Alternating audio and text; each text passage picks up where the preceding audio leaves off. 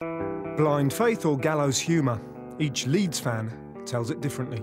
Over the last 10 years or 15 years, we've been following at the top level, you know, and it's been heartbreaking to watch this season. Watching relegation fight, it's enjoyable but painful. Too good to go down. We're too big to go down, and big support here. I think we'll do it today. Through the good times in Champions League and stuff, we got a season ticket this year, thinking we were going to push on and get promotion. It's gone the other way, really. Ups and downs, but mainly downs this season. We need to win today. They're not playing with fear, which is fantastic. They're playing with confidence, and they ought to play with confidence because we've been in good form. St Mary's was raucous. Southampton still in the hunt for promotion, just.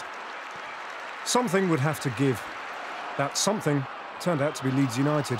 Overrun mostly in midfield, they dropped off alarmingly as Southampton went at them with pace and purpose. At times they teetered on the brink, living on adrenaline, not control. Gregor Raziak and Kenwyne Jones posed a threat that Wise's team struggled to contain.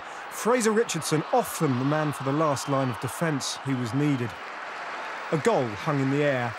Eyes shut to reality.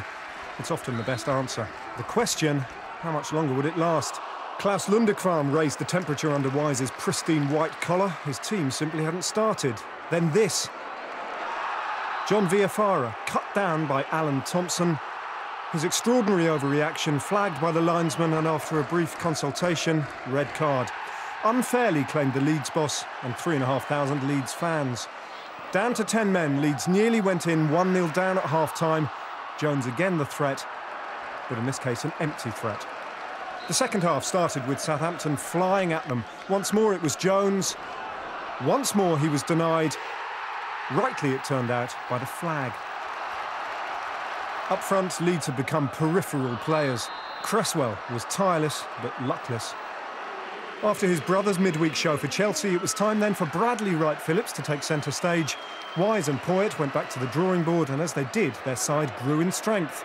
Hayden Fox with this chance, well, it would have looked good.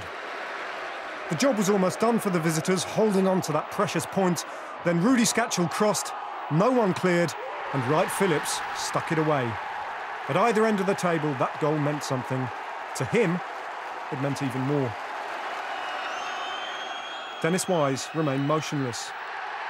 Then full-time brought even worse news with it. The tannoy announced Hull's snatched point at Stoke. Southampton taunted the visitors. Briefly, tempers flared, plastic bottles flew, and a lot of steam was let off before order was restored. Hull's late equaliser was bitter, though, wasn't it? That hurts, yeah. But this is part and parcel of it. You know, I think in 84 minutes we're sitting fourth from bottom. But this is it at the moment. This is just going to be a juggle up and down. And we just got to make sure we're out of it by the last game of the season. 2 games left. I feel if we can win both of them, we'll finish in the top 6. But you know, that's the first hurdle. But certainly 2 difficult ones to come up. So Dennis Wise strolls off into a somewhat unpredictable future, reflecting on a pretty bad-tempered scrap, a sending off and conceding a late goal.